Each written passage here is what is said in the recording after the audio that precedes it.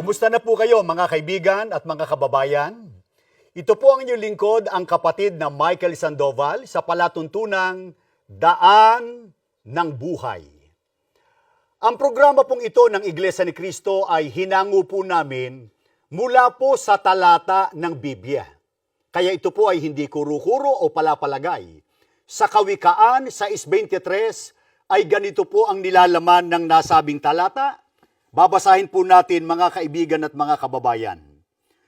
Sapagkat ang utos ay tanglaw, at ang kautusan ay liwanag, at ang mga saway na turo ay daan ng buhay. Kaya ang tatalakayin po natin sa programang ito at sa mga hinaharap pa na mga pagkakataon ay hindi po kuro-kuro, hindi po palapalagay, hindi opinyon ng kahit sino man sa atin, kundi kung ano lamang po ang mga aral ng Panginoon Diyos o kautusan ng Panginoon Diyos na nakasulat po sa Biblia. Bakit? Sapagkat dito po sa Biblia, ito ang daan ng buhay o siyang ating ikapagtatamo ng kaligtasan. Marahil po ay napapansin ninyo na sa mga pangangaral po ng Iglesia ni Cristo, ang binabasa po namin ay mga banal na kasulatan. Ito nga po, Biblia na binabasa natin. Ang dahilan po nito, sapagkat sumasampalataya po kami na ang mga salita ng Panginoon Diyos na nakasulat sa Biblia ang tangi, ulit, para mapansin po ninyo, ang tanging saligan ng pananampalatayang Kristiyano. Kaya ang lahat po ng aral na sinasampalatayanan, tinutupad at ipinatutupad dito po sa loob ng Iglesia ni Cristo ay pawang nakasulat po sa Biblia. Hindi po namin tinatanggap, mga kaibigan namin. Hindi po namin tinatanggap bilang saligan ng pananampalataya ang alinmang aral o doktrina na hindi po natin mababasa sa Biblia. Marahil po ay itinatanong ninyo sa amin ay ganito, bakit po ang mga salita ng Panginoon Diyos na nakasulat sa Biblia ang tanging saligan ng mga aral na sinasampalatayanan ng Iglesia ni Cristo? Hindi po ako sasagot. Si Apostol Pablo na isa sa mga sugo ng Panginoon Diyos, basahin natin ang kanyang sulat sa unang Korinto sa 2:4 hanggang 5 ay ganito po ang pagtuturo sa atin ng dakilang apostol na si Pablo. Ang dala kong mensahe at paraan ng pangangaral ay hindi karunungan o tamis ng pananalita, kundi sa patotoo at kapangyarihan ng Espiritu, upang ang pananampalataya ninyo ay masalig sa kapangyarihan ng Diyos at hindi sa karunungan ng tao. Mga mahal naming kaibigan, bakit po ang salita o mga aral ng Panginoon Diyos na nasusulat sa Biblia ang tanging saligan ng pananampalatayang Kristiyano? Sapagkat ito po ang simulain ng mga apostol ng ating Panginoong Hesukristo. Ano po ang paraan ng pangangaral ni Apostol Pablo? Ang sabi niya, sana napansin ninyo, at ang kausap niya rito ay ang mga Kristiyano sa kanyang panahon. Ang sabi niya, ang dala kong mensahe at paraan ng pangangaral ay hindi sa karunungan, pansinin po ninyo, hindi sa karunungan o tamis ng pananalita, kundi sa kapangyarihan o patotoo ng Espiritu.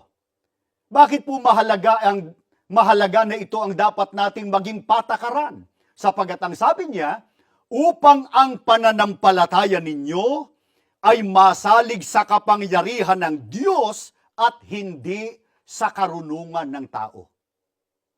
Alin po ang tinutukoy na kapangyarihan ng Diyos na dapat nating pagsaligan bilang pananampalatayang Kristiyano? Ito po ang ebanghelyo o mga salita ng Panginoon Diyos na nakasulat po sa Biblia. Gaya ng binabanggit po sa Roma 1:16, basahin po natin ang patotoo pa rin ng dakilang apostol na si Pablo. Sapagkat hindi ko ikinahihiya ang ebanghelyo, sapagkat siyang kapangyarihan ng Diyos sa ikaliligtas ng bawat sumasampalataya, unay sa Hudyo at gayon din sa Grego. Sapagkat dito, ang katwiran ng Diyos ay nahahayag mula sa pananampalataya hanggang sa pananampalataya. Ang tinutukoy na kapangyarihan ng Panginoon Diyos na yun ang dapat na maging saligan ng ating pananampalataya. Ito po ang Ebanghelyo o ang mga salita ng ating Panginoon Diyos. Marahil po, itinatanong ninyo sa amin ni ganito, saan naroroon ang mga salita ng Panginoon Diyos? Napakaraming aklat po ngayon pagka kayo nagpunta halimbawa sa mga bookstore. Saan natin mababasa yung mga salita o aral ng Panginoon Diyos na ito ang dapat na maging saligan ng ating pananampalataya? Ang babasahin ko po sa inyo ay sulat muli ni Apostol Pablo dito po sa 2 Timoteo sa 3:15 hanggang 17 ay ganito ang maliwanag na itinuturo sa atin ni Apostol Pablo. Mula pa sa pagkabata, alam mo nang ang banal na kasulatan ay nagtuturo ng daan ng kaligtasan sa pamamagitan ng pananalig kay Kristo Jesus. Lahat ng kasulatan ay kinasihan ng Diyos at magagamit sa pagtuturo ng katotohanan, sa pagpapabulaan sa maling aral, sa pagtutuwid sa likong gawain, at sa pag-akay sa matwid na pamumuhay. Sa gayon, ang lingkod ng Diyos ay magiging handa sa lahat ng mabubuting gawain. Saan po nakasulat ang mga salita o aral ng Panginoon Diyos? Sa banal na kasulatan o sa Biblia na siyang ginagamit po natin sa ganitong pagtuturo o pangangaral. Ano po ang katangian ng Biblia o ng mga banal na kasulatan kaysa ibang mga aklat? Sana napansin po ninyo yung pagpahayag ni Apostol Pablo. Ito anya ay kinasihan ng Panginoon Diyos. Iisa po ang author ng Biblia. Walang iba kundi ang ating Panginoon Diyos. Bagamat marami po ang nagsulat nito na hindi magkakapanahon at hindi rin nagkita-kita, subalit nagkakaisa po sila at walang kontrahan o walang pagkakasalungatan. Ito po ang dahilan kung bakit po ang Biblia lamang ang tanging saligan ng pananampalatayang Kristiyano o namin na mga kaanib sa Iglesia ni Cristo. Sa ano po magagamit o mapapakinabangan ang mga salita ng Diyos na nakasulat sa Biblia? Ang sabi po ni Apostol Pablo, magagamit sa pagtuturo ng katotohanan. Ano pa? Sa pagpapabulaan sa maling aral. Ano pa? Maging sa pagtutuwid sa likong gawain. Sa anong layunin? Ang sabi po ni Apostol Pablo, sa gayon, ang mga lingkod ng Diyos ay magiging handa sa lahat ng mabubuting gawain.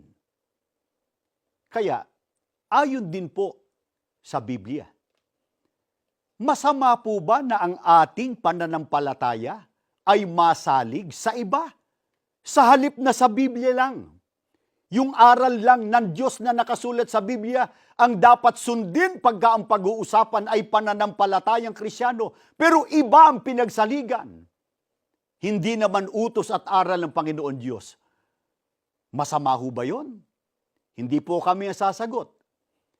Biblia po, sa pamamagitan ng sulat at pahayag na nakasulat po sa Mateo sa 15:9, ay ganito po ang ating maliwanag na matutunghayan na ipinahayag po ng ating Panginoon Kristo batay po sa salita rin ng ating Panginoon Diyos. Ito po, 15:9 ng aklat ng Mateo.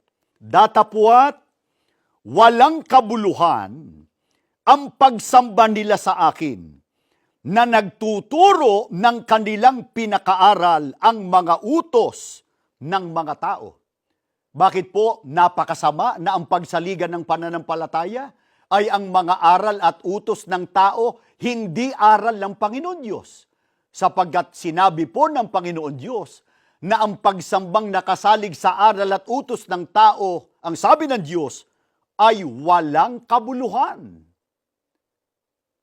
Kaya, kung tuparin po ng buong pagmamalasakit at lakipan pa, sinasabi nating pagpapakahirap sa katawan, nagpipinitensya, pero nakasalig lang po sa utos at aral ng tao, hindi ng Panginoon Diyos. Tanong, yun po ba ay tatanggapin na ng Panginoon Diyos? Ipinagpapauna ko po sa inyo, huwag kayong maghihinanakit. Ang gayon po ay wala pa ring kabuluhan. Ano katunayan? Ang babasahin naman po natin ay sulat ni Apostol Pablo sa Colosas 22 hanggang 23. Ang lahat ng mga bagay na ito ay mga sisira sa paggamit, ayon sa mga utos at mga aral ng mga tao. Ang mga bagay na iya'y katotohanang mayroong anyo ng karunungan sa pagsambang kusa at sa pagpapakababa at sa pagpapakahirap sa katawan. Ngunit, walang anumang kabuluhan laban sa ikalalayaw ng laman.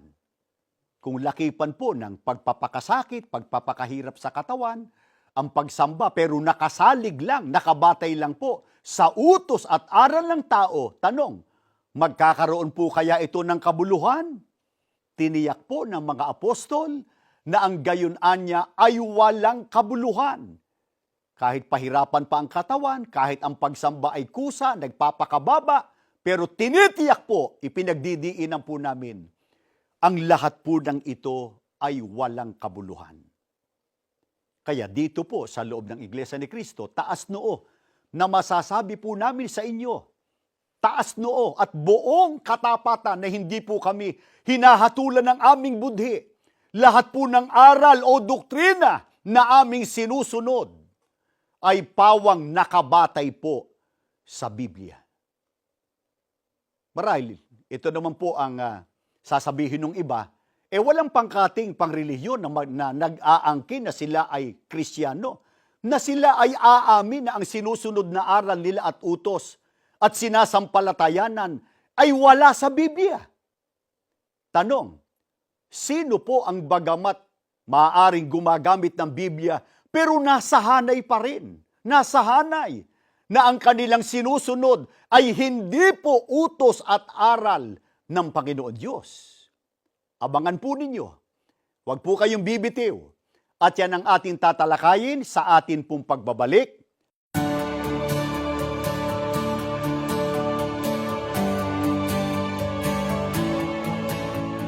Alang-alang po sa mga ngayon lang sumubaybay at hindi po inabot itong pagsisimula ng aming palatuntunan. Ang tinatalakay po namin sa pagkakataong ito ay tungkol po sa pananampalatayang Kristiyano na dapat po ay masalig sa Biblia. Ang Biblia po o ang mga banal na kasulatan ang dapat lamang nating pagsaligan ng ating pananampalataya. Masama po na masalig ang ating pagkakilala at pananampalataya sa utos at aral ng tao sapagkat ang gayon po ay mawawalan ng kabuluhan. Kaya, dito po sa Iglesia ni Cristo, gaya ng binanggit ko na po kanina sa pagsisimula ng ating palatuntunan, lahat po ng aral o doktrina na amin pong sinusunod ay pure, pawang nakabatay po sa Biblia. Madali pong makilala ang mga taong maaaring naglilingkod daw sa Panginoon Diyos bagamat Biblia ang ginagamit pero hindi pa rin nakabatay sa Biblia. Paano po natin makikilala ang gayon? Paano po natin malalamang utos pa rin ng tao sa halip ay ng Panginoon Diyos ang sinusunod ng isang relihiyon bagamat gumagamit po ng Biblia? Ito po ang sagot. Kung hindi po sila nakasusunod sa buong higpit na itinagubili ng mga apostol sa paggamit po ng mga banal na kasulatan. Ano po ba ang buong higpit na itinuro, ipinagbili ng mga apostol sa gagamit ng banal na kasulatan? Pakinggan ninyo, hindi po akong sasagot kundi talata sa Biblia. Unang Korinto 4:6, ganito po ang ating matutunghayan. Ang mga bagay ngang ito, mga kapatid, ay inianyo ko sa halimbawa sa aking sarili at kay Apolos dahil sa inyo. Upang sa amin ay mga tuto kayo na huwag magsihigit sa mga bagay na nangasusulat, upang ang sino man sa inyo ay huwag magpalalo ang isa laban sa iba. Paano po natin malalamang utos ng tao ang itinuturo sa isang relihiyon, bagamat sila po gumagamit din ng Biblia? May pagka po mali na ang paraan ng kanilang paggamit. Paano po ba ang wastong paraan ng paggamit ng mga banal na kasulatan o mga salita ng Panginoon Diyos?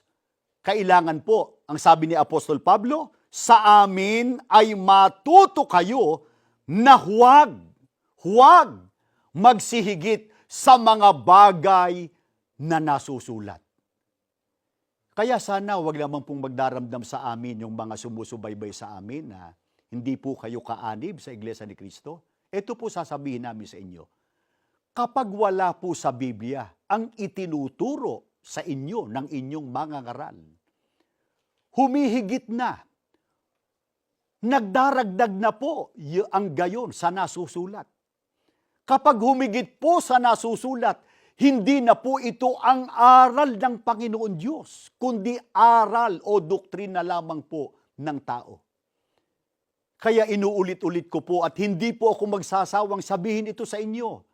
Ang Iglesia ni Cristo po, hindi po kami gumagamit ng ibang mga aklat para maging saligan ng aming pananampalataya, maging saligan ng aming pagsambat paglilingkod sa Panginoon Diyos. Ang amin pong ginagamit na saligan ay ang Biblia, sapagkat ito po ang kapangyarihan ng Panginoon Diyos na nakasulat po sa Biblia.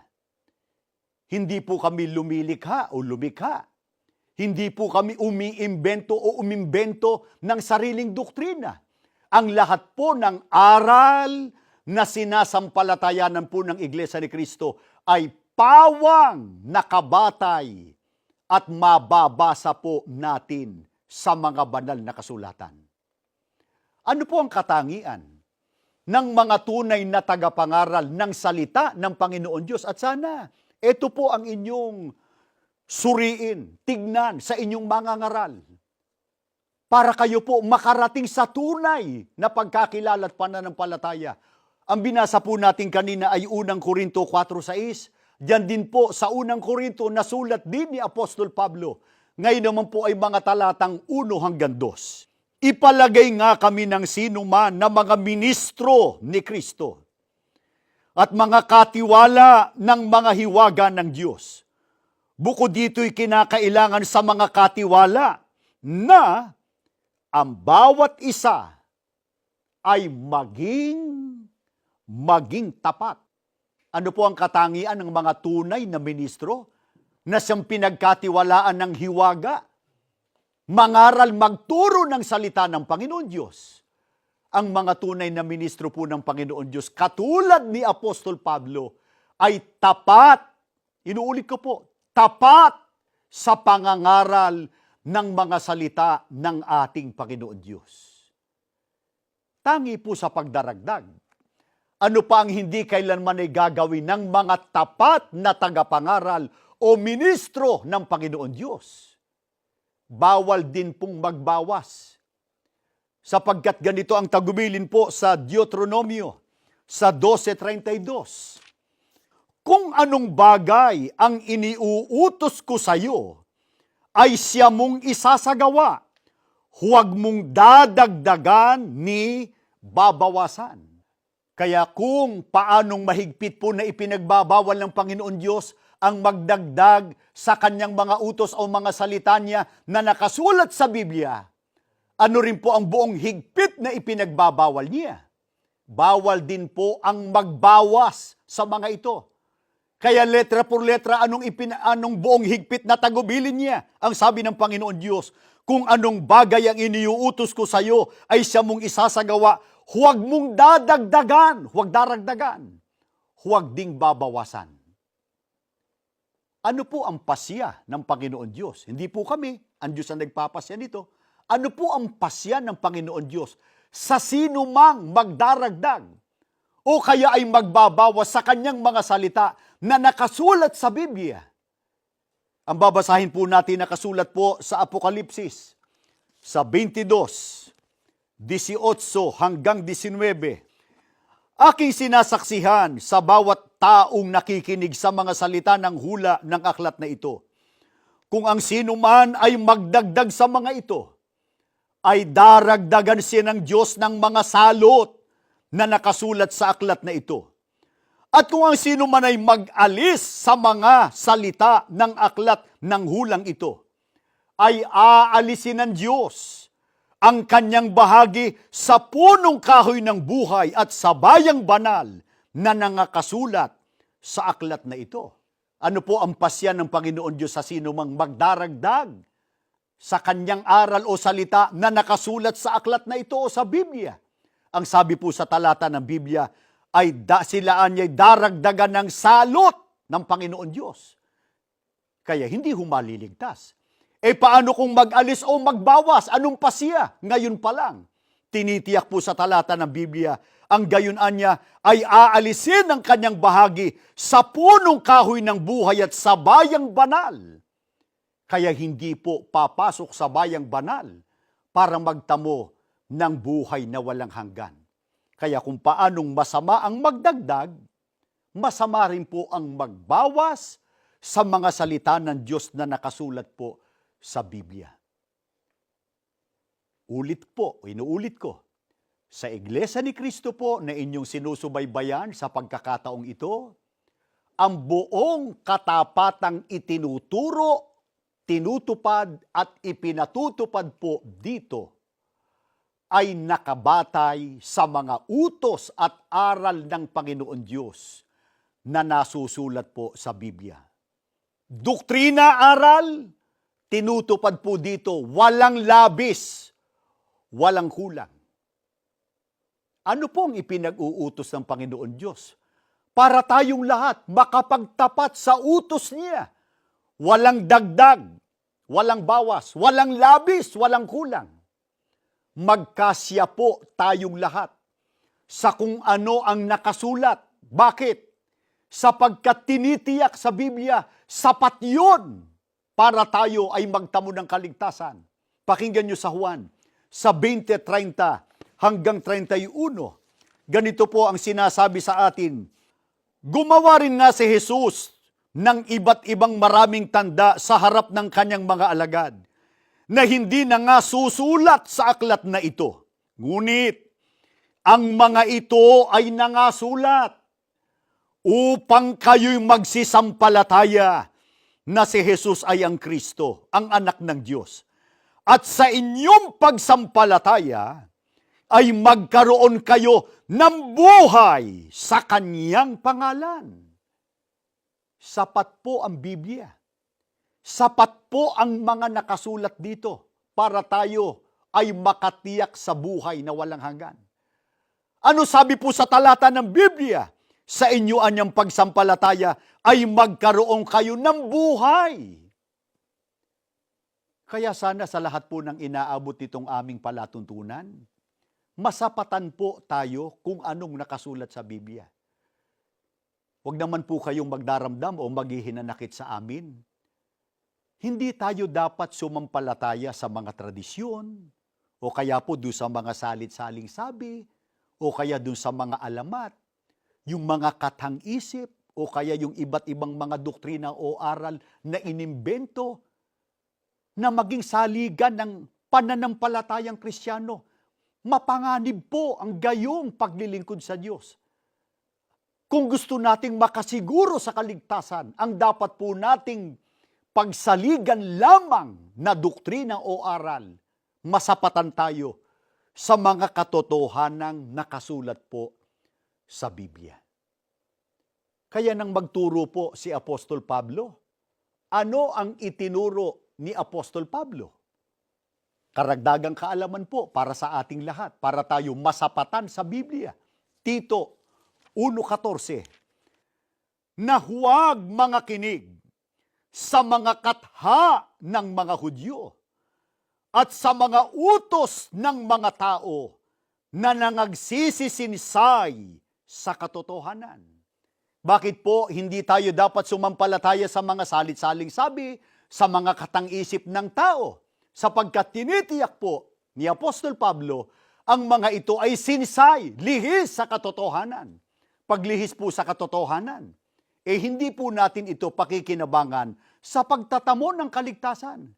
Kaya tangi ang mga salita ng Panginoon Diyos po na nakasulat sa Biblia ang maghahatid sa atin sa daan ng buhay o sa pagmamana ng kaligtasan. Ito po ang dahilan. Kaya namin kayo ay inaanyayahang makinig. Magsuri kayo sa mga salita ng Diyos na itinuturo po namin sa ganitong mga pagkakataon. Pero baka isipin nyo, sapat na ba na napakinggan lang po natin ang mga salita at aral ng Panginoon Diyos para ito'y ating pakinabangan? Ba hindi po. Hindi humahangga sa pakikinig lang.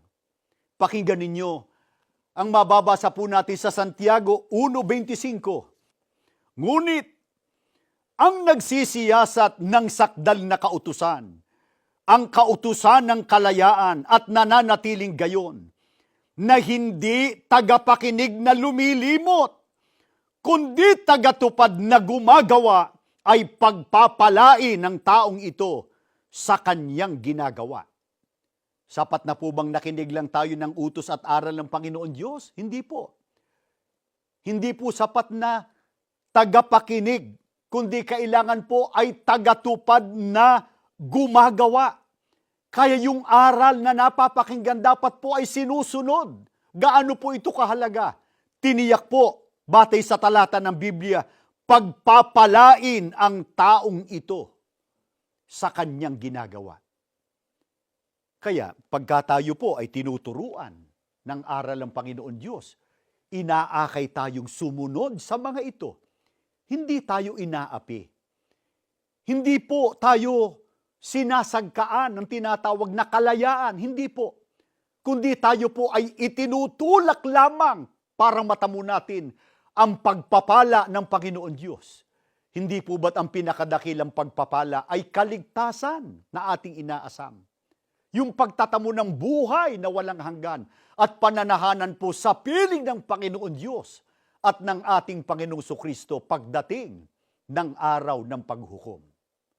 Nawa po, mga kababayan namin, ang mga katotohanang narinig po ninyo sa ganitong pagkakataon ay maging gabay para kayo po makarating doon sa landas na tinatahak na daan ng buhay o sa pagmamana po ng kaligtasan at ng buhay na walang hanggan. Inaanyayahan po namin kayo sa isang maikling panalangin at pagpapasalamat natin sa ating Panginoon Diyos. Ama namin Diyos, maraming salamat po sa iyo. Ginagamit mo po ang palatuntunang ito ng iyong banal na iglesia para marating ang maraming mga tao ng iyong mga dakilang katotohanan. Maawa ka po, kahabagan mo po ang lahat ng mga sumubaybay. Ang maramdaman po nila ay ang aming malinis na layunin, ang aming pag-ibig at malasakit po sa kanila, na makarating sila sa daan ng buhay, sa pagmamana ng kaligtasang inilalaan mo po sa amin. Panginoong Sukristo, nananalangin po kami sa iyo. Ipamagitan mo po sa Ama lahat ng aming mga panalangin at kaawaan mo po ang lahat ng narating ng palatuntunang ito. Pakitamnan mo po sila ng pagkakilala at pananampalataya para magawa din nila ang wastong paraan ng paglilingkod sa iyo at sa ating Ama. Aman Diyos, bumabalik po kami sa pagtawag sa iyo. Mamalagi nawa ang iyong basbas sa buong iglesia sa pangunguna po ng pamamahalang inilagay mo po sa amin.